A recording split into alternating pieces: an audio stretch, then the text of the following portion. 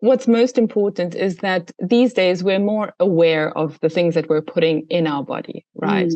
And everyone is trying to be more healthy. We're focusing a lot on what we eat and a lot on what we drink. We're starting to buy organic. But I think what we don't realize is what we put on our body. And the skin is the largest organ of our body, and it absorbs absolutely everything that you put on it very quickly, in fact. Do these handmade soaps have any expiry date?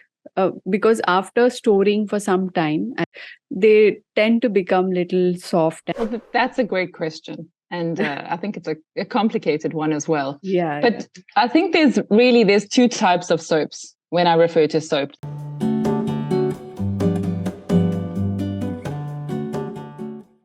Hi, Charlene. Welcome to the Sheroes podcast. Thank you so much for your time. Hi, Pallavi. Thank you so much for having me and for inviting me. It's an honor to be a guest here. Oh, it's my privilege. It would be great, Charlene, if you can introduce yourself to my audience. Sure. So my name is Charlene. I am the founder of Unwrapped. We're a social impact enterprise company. And I can speak about that later if anyone really wants to know about it. Of course. But I'm South African. Been living in the UAE for 19 years now. Oh, okay. I'm the mom of 3 kids and 2 dogs. Nice. Very nice. So can you share how did your journey with, sustainability and sustainable living start? Or were you always having this affinity towards sustainable living? To be honest, I thought that I had always been a sustainable person until I discovered sustainability. Oh, and my background is actually as a corporate lawyer. I was working in law up until 2016 when I had a very interesting opportunity for a new role. And at that time, I was very enthusiastic and happy to move, but something gave me cold feet and I don't know what it was. And I never moved. And instead, I took some time off. Obviously, I was fortunate enough to be able to take this time off. I had just delivered my 3rd child, so it was a good opportunity to be at home. And what happened is we got our first dog. Oh, and I know that my story starts with the dog. Oh, nice. And this dog had it had a very bad skin allergy, to which I didn't know what was causing it. Obviously, we took the dog to the vet. We did many allergy tests. We couldn't figure out what it was. The trainer that we were working with at the time suggested that it could be chicken. We removed chicken from his diet, but at the same time, he wasn't, allergic to chicken according to the tests. And he said to me, he was more of an old school thinker, and he said to me, look, I suggest that you try changing your your detergents that you're using on the floor, because the dogs spend a lot of time on the floor, and he thinks that this is reacting with his skin, and it's not the first time he's seen it. So I looked at him saying, well, what do you suggest? And he suggested to clean my floors with water and just hot water and a squeeze of lemon or vinegar. And back in 2016, this was not my idea of hygiene. Yeah, I know. We always have this notion of, adding a lot of chemicals so then you feel it's clean. Of course. I was like a Dettol ninja back then, And I thought that my house could not be clean. But to be honest, I was completely out of options. We had spent so much money, and I said, I won't invite anyone to my house, but I will try it. And we did it for 3 months, and there was a massive improvement on our dog's skin. Okay. And it turned out that he was, in fact, allergic to the detergents that we were using on the floor. And that was like my aha moment, I guess, what really got me interested in sustainability, because once I started researching chemicals and toxins and stuff like that, it really got me thinking about my kids, and my newborn baby, and how kids spend so much time on the floor and their fingers in their mouth. So if it did this to the dog, what was it doing to my kids? Absolutely, yeah. And that was really how it started. And I became very passionate about the topic. And so I started researching. Chemicals led to plastic. Plastic led to the environment and our impact. And that's, like I said, I always thought, I love nature. I love being on the beach. I love hiking. But to be honest, that's not sustainable. That's just enjoying nature. You know what I mean? Exactly. Yeah. And so that's how it started. And then I decided that I wanted to do more. So I did some further studies and I set up my own consultancy in 2018. And we started working with individuals and companies. And that's where it started. Interesting. Very nice. Yeah. It's very interesting to know. Each individual has a different story and what motivated them. But ultimately, the solution always lies in sustainable solutions, eco-friendly solutions. So absolutely. So coming to Unwrapped, your handmade natural soaps, I must say, are the best. I have tried so many natural soaps and I love them. So can you take us through your journey of how you started Unwrapped and what was, of course, now that you told me the story, I understand your intentions, but yeah, I would love to know more about it. Sure. And thank you for the compliments. It's very biased, but I think they're the best. No, I must say it's not. This is not a biased compliment because you're on my show, but I truly tell you that from my experience, they are the best. I felt it was very soothing on my skin because. I think you can tell better. Yeah, please. Absolutely. So Unwrapped is it's really comprised. It's a social impact enterprise, as I was saying, which engages in three main activities. The one is the impact consulting, the other is the corporate yoga, and the other one is sustainable skincare. Where, as you said, our signature product is our bar of soap.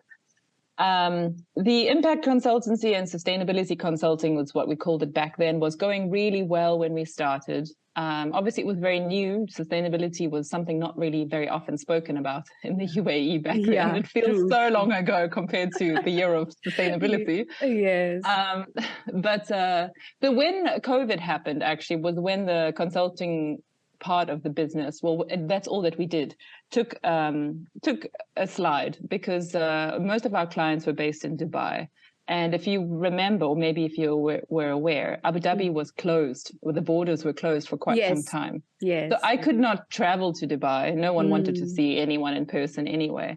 And another Zoom call to discuss, sustainability was just not something people were interested in at the moment. But what people were interested in was, for example, wellness. And I had the same, business managers and leaders that I was working with saying to me, like, okay, we're not interested in sustainability, but what do we do about our people? They're suffering mentally, mental health was a big, big issue. And so that's how the corporate yoga part of things developed. We started doing wellness sessions online. And then with that came the soaps, which is probably the newest part of our business. Because obviously we were washing our hands a lot and, my skin was very dry and my husband really loves soaps. And I had done some soap making courses in the past. And so we started making soaps and we found them to be amazing on our skin, knowing what ingredients were going in there. And once we were able to start seeing people were complaining about the same thing. So we started offering them, some soaps. And from there, it just grew and grew. And, we started being in spas and being corporate gifts once COVID disappeared. And that's how the company grew. It was really just a small homegrown baby. That's wonderful. Nice. So it was COVID that triggered the soap business, is it? Wonderful. Yeah. Oh. Yeah.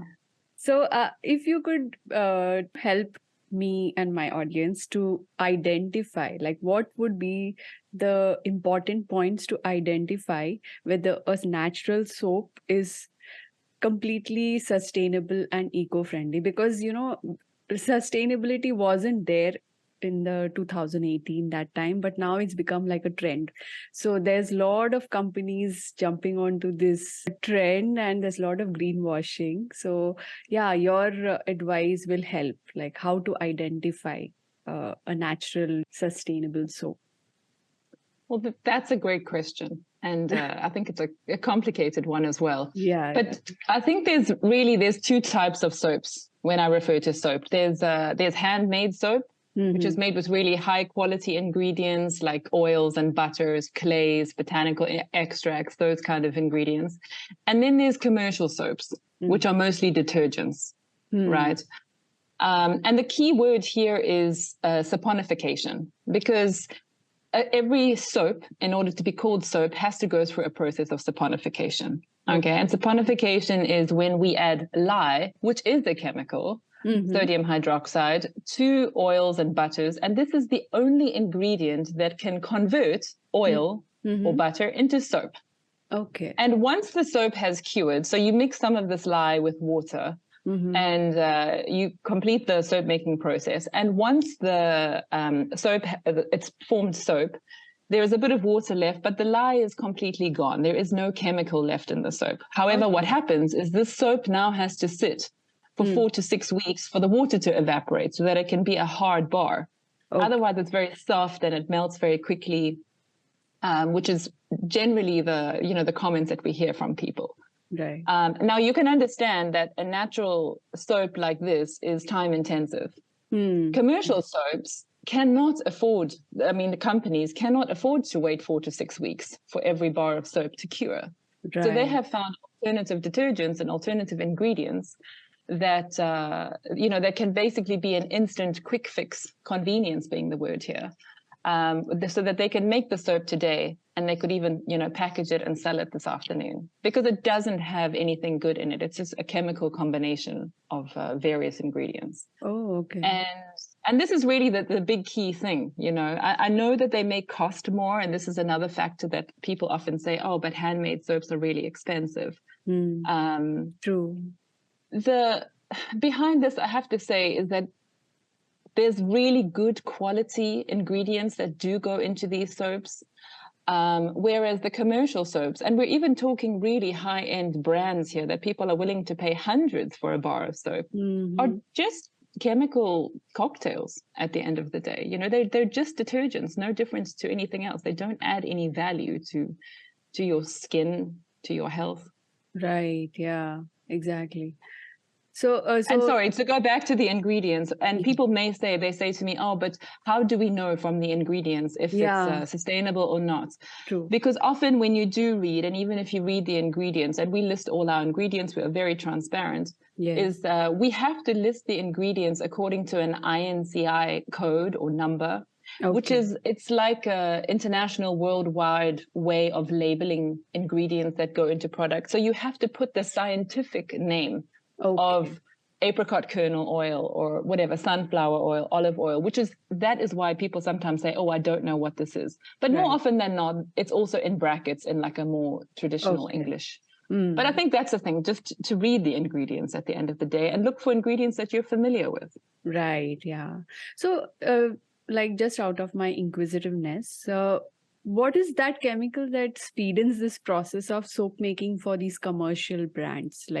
How is that the chemical? Like, as you said, there must be a bunch of chemicals, but anything specific we need to look out for or be? A lot of the time it's like sulfates, SLS. These are usually the main ones. And obviously these are really pretty strong detergents that are not good for the environment and definitely not good for your skin. Another ingredient that if they were to add oil, a lot of them add palm oil, which, palm oil is a whole nother topic for a whole new episode. Right. But this is really not good for the environment either. But palm oil is what they use in almost everything these days because it makes a really hard bar of soap for very cheap, because palm oil is exploited at the moment. Absolutely. So those are two things definitely to look for that you shouldn't find in your soap. Okay. That's helpful. Yeah. Good. So do these handmade soaps have any expiry date? Because after storing for some time, as you said, they tend to become little soft and little oily, I guess. So does that mean it is spoiled or it's okay? So they don't have an expiry date unless they have milk or something like that added to it, then they could expire. But if they are made with essential oils and botanical extracts and these kind of things, what happens is why they become oily is because a byproduct of natural soap is glycerin. And glycerin, so that's exactly what it is. Some people will see it and say, oh, but the soap is not good anymore. Actually, it's excellent. So what glycerin does is it attracts moisture. It attracts moisture to itself. And when you use it on your skin, it attracts moisture to your skin as well. And commercial soaps, for example, remove any glycerin that is formed in the soap and use it for other moisturizing products, which is why, and like I said, I know I'm being biased again, but I went on a vacation for a week, and one of my friends really, she wanted to pamper me, and she bought like all these like nice big brands of products and shower gel. And after 1 week, my skin was so dry and so itchy. And it was just because there was nothing natural in them, even though they claimed to be a natural and sustainable skincare brand. And when you read the ingredients, there's nothing natural in them. It's so important to read the ingredients, right? Yeah. But not all of us have the time to read the ingredients, and we don't all have like a degree in in whatever the topic is to spend that time looking. Absolutely. Yeah, true. So when it comes to natural skincare, what is your advice to people now that you are in this soap making industry? Might be your advice could help people that why should they opt for natural skincare? I think what's most important is that these days we're more aware of the things that we're putting in our body, right? And everyone is trying to be more healthy. We're focusing a lot on what we eat and a lot on what we drink. We're starting to buy organic.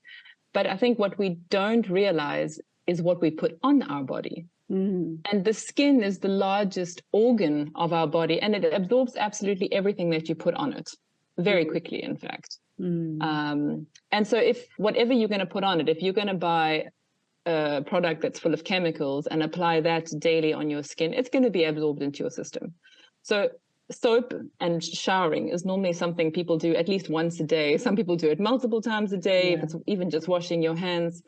And by using natural products, it's just a great way to avoid those chemicals and toxins from entering your body in the first place. True. And a large number of my clients, I would say at least probably 40%, are all cancer survivors. I wouldn't say cancer patients. They've all survived cancer. And this really speaks for itself. It goes to show how they are so convinced, about not putting those toxins and chemicals into their body because they're so afraid of having something like that happen again. True. And they're just so lucky that they were able to survive. Yeah, exactly. Yeah. Prevention is better than cure, right? So even Absolutely. if you have not got cancer yet, please, it's better not to go to that stage and rather use natural products. When we were growing up, I think that we were quite lucky, that we were not exposed to as many chemicals and toxins and stuff like that. True. Where now these days, we're just it's the paint, it's your furniture, it's in the curtains, it's in your laundry detergents. I mean, absolutely. You wear it, you breathe it, you smell it. So any chemicals that we can avoid putting on our skin is really important. Exactly. Very true. That's very important. So you said you are a B-Corp consultant. So can you explain to my audience in layman's terms, what is this certification about and how can common people benefit from companies being B-Corp certified? Certainly. Okay. So imagine you're shopping for products, like services, clothes, food, or even a place to stay. And you want to support companies that are doing good, not only making money, but also doing good things for the people and the planet. And this is basically where a B-Corp certification comes in. All right. B-Corp is kind of like a special label that some companies get to show that they're not just focused on making profits, but that they're also committed to making the world a better place. That's nice. The B in the B Corp usually stands for, not usually, benefit corporation, which means that these companies want to benefit not only themselves, but also society and the environment. Wonderful. These companies, the slogan for B Corp is to not be the best company in the world, but to be the best company for the world. Wonderful. And I really am passionate about B Corp because it's very holistic. As I was saying, it's not just about the environmental impact, because sustainability is such a broad term. And when we think of sustainability, we just think of plastic and we just think of, recycling. But it's so much more than that. It's also about the people. It's about the community. It's about treating workers fairly. It's about making positive impact on communities. True. I mean, why, aside from this B Corp companies are obliged to be very transparent. If you were to look up any B Corp company, there is a directory on their website, and you can find all the B Corp companies listed in your area or a product that you might be interested in. And these companies have to complete a certain score. That in order to qualify, they have to obtain a certain score out of 200. And this is displayed on the B Corp website, and it shows what areas they're doing well in, what areas they're not doing well in. And they have to renew every 3 years, hopefully with the intention of obtaining a higher score. Nice. So I think in layman's terms, this kind of sums up what a B Corp is. A B Corp that most of us are probably familiar with is Patagonia. I mean, I think everyone knows Patagonia. And when when you speak of Patagonia, you just know how much good that they're doing in the world. I think they were the first B Corp and the pioneers behind the movement. Tom's Shoes is another one that, you know, the one-for-one program. When you buy shoes, you give a pair to someone less fortunate than you. Absolutely. Yeah. So you can find a lot of B Corp products in the UAE, even if there aren't many registered B Corps in the UAE yet, which is obviously what we are working on. But you can definitely find products that have probably been imported here already. And you just look for the B Corp logo on the bottle or whatever it is that you're purchasing. And even some of the luxury brands are now moving to B Corp certification, or at least, you know, acquiring companies that already have a B Corp certification, because they know that they have to change. And the most recent company that the most recent luxury brand was actually Chloe. Oh, okay. They've just become B Corp certified. So in case you need to do some luxury shopping, there you go. It's not all brown and green and ugly. Yeah. But it's great that companies are now moving towards thinking better for the world than only thinking for profits, right? Yeah. And really addressing the issue of workers' fair pay and all of these kinds of things, you know. Absolutely. Very, very needed. Yeah. Very. So, yeah. And I was also inquisitive to know from your LinkedIn profile, I understand you are a Climate Fresk facilitator. So can you tell us more about it? Correct. So, yeah, of course. Climate Fresk is, it's a game. Even though many people don't think it's a game, because how it's normally, when we do it with companies, we do it with individuals, schools and companies, it kind of sounds like a 3-hour presentation on climate change, because its purpose is to raise awareness and educate people on climate change. Because in order to take action and build solutions, the first thing we need to do is to understand the problem. And Climate Fresk, through the game, is what... it provides this tool to educate people on climate change. But obviously, when you're called in for a 3-hour presentation at your company, people are just like, oh my gosh. And even though you tell them it's a game, they just don't believe you until they actually start playing. Yeah. So it's really a fun way to understand what's happening. As a facilitator, it's not my role to actually present much to you on climate change. It's really up to the players collaboratively as a team to speak out loud and to try to figure the cards in order of cause and consequence. So you actually figure it out, and then I'm just there to guide, to help, and to give tips. I highly recommend playing it if you haven't done it already. We have workshops all over Dubai, Abu Dhabi, everywhere, in case you are interested. So how do you enroll for it? Like, does this happen online, or how does it happen? It can happen online. I really think it's a lot more fun in person, but I can let you know when the next workshops come up. I mean, we have them on our mailing list as well. But I guess the key point on this is that it's, you know, climate change is a very controversial subject at the moment, and we have a lot of climate deniers. But the fact is that this game, it was created by a man called Cedric Ringenbach in France. who was working with students and came across this novel idea of how to teach people on climate change. Right. But what's very specific here is that it's the source of the game is the most respected scientific publication, the IPCC reports. Yes. Which is, this is very scientific. It involves, global political decision making. It's not just my opinion. Yes.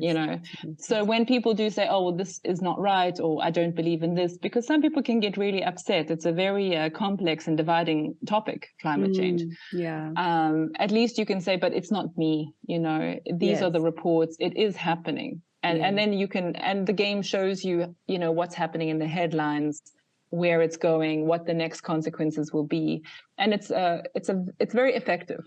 Right. Yeah. And it's a very important topic to tackle right now, because I think people are experiencing it in some way or the other, right? Every part of the world. So of course it's very scary.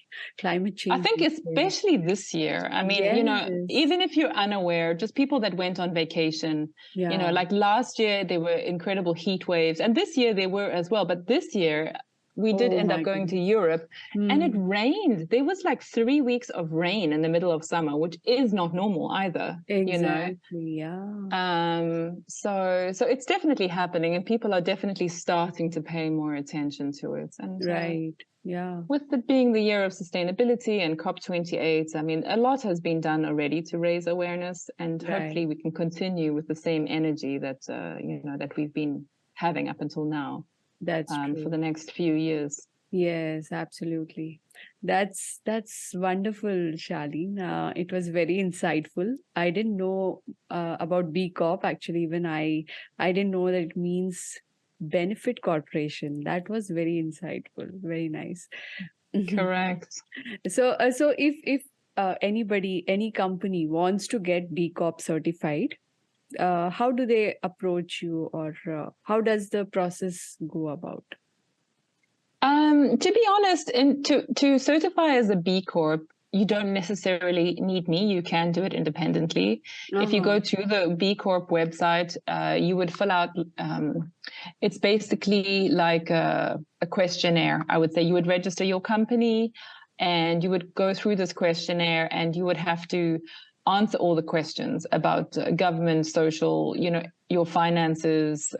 It can even go to your supply. I mean, not even. It depends on if you're a service or a product company, right? Your supply chain and all those. It really asks a lot of questions that you never thought about before. Okay. And you basically have to complete this questionnaire and obviously provide evidence of what you're doing and how you're doing it. And there's lots of policies that need to be in place.